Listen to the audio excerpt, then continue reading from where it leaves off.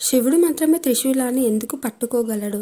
ప్రపంచం పుట్టకముందు ప్రకృతి తనలో 3 రహస్య శక్తులను దాచుకొని ఉంది. సృష్టి, స్థితి, సంహారం. కాలం మొదలయ్యింది. లోకాలు ఏర్పడ్డాయి. దేవతలు అవతరించారు. కానీ ఒకరోజు దేవతలందరూ ఈ 3 శక్తుల్ని ఒకేసారి నియంత్రించే ఆయుధం ప్రపంచంలో లేదని గ్రహించారు. అప్పుడే శివుడి త్రిశూలం పుట్టే యాత్ర ప్రారంభమైంది. ఈ ప్రపంచానికి కాంతి, వేడి, శక్తి ఇవన్నీ సూర్యదేవుడి నుంచే. సూర్యదేవుడు విశ్వకర్ముని కుమార్తె అయిన శరణ్యును వివాహం చేసుకున్నారు. హిందూ పురాణాల ప్రకారం విశ్వకర్మ దివ్య వాస్తుశిల్పి, ఇంజనీర్ మరియు హస్తకళాకారుడు. సూర్యదేవుడి భార్య సూర్యుడి తేజస్సును భరించలేని స్థితికి చేరింది. సూర్యుడి అత్యంత ప్రకాశం, అత్యంత వేడి సాధారణ దేవతలకే భరించలేనిది. శరణ్యు తన తండ్రి అయిన విశ్వకర్ముని ఆశ్రయించింది. తండ్రి సూర్యదేవుని ఈ తేజస్సు నేను తట్టుకోలేకపోతున్నాను అని చెప్పింది. సూర్యుడి తేజస్సును తగ్గించకపోతే లోకాలకు హాని జరుగుతుందని గ్రహించిన విశ్వకర్ముడు సూర్యుడి దగ్గరికి వెళ్ళాడు. ప్రభు, మీ దివ్య తేజస్సును కొంచెం తగ్గించగలరా? మీ వేడిని భరించలేకపోతున్నారు అని ప్రార్థించాడు. లోకాల కోసం, ధర్మం కోసం సూర్యదేవుడు అంగీకరిస్తాడు. సూర్యుడు తన ప్రకాశం, శక్తి, వేడిని తగ్గించుకుంటాడు.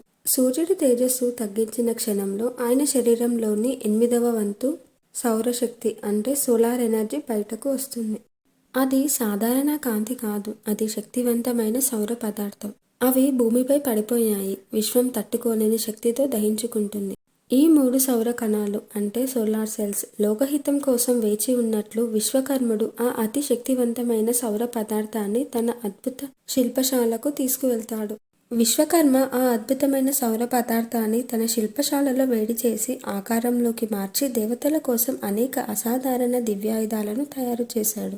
శివుడికి త్రిశూలం, విష్ణువుకి సుదర్శన చక్రం మరియు ఇతర దేవతలకు వివిధ దివ్య ఆయుధాలను చేశాడు. విశ్వకర్ముడు ఆ సౌర పదార్థాన్ని 3 ముక్కలుగా చెక్కి అన్నిటినీ ఒక దండంలో ఒక రూపంగా ఐక్యపరిచాడు.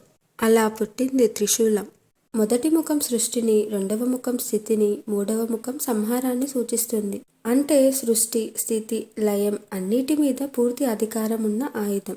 త్రిశూలాన్ని ఎవరంటే వాళ్ళు పట్టలేరు. ఎందుకంటే అది 3 కాలాలను, భూతం, వర్తమానం, భవిష్యత్తును నియంత్రించేది. అది సమతుల్యం చేసేది 3 శక్తులను, ఇచ్ఛాశక్తి, జ్ఞానశక్తి, క్రియాశక్తి. ఈ 3 శక్తులను అధిగమించిన వారు ఒక్కరే, పరమశివుడు.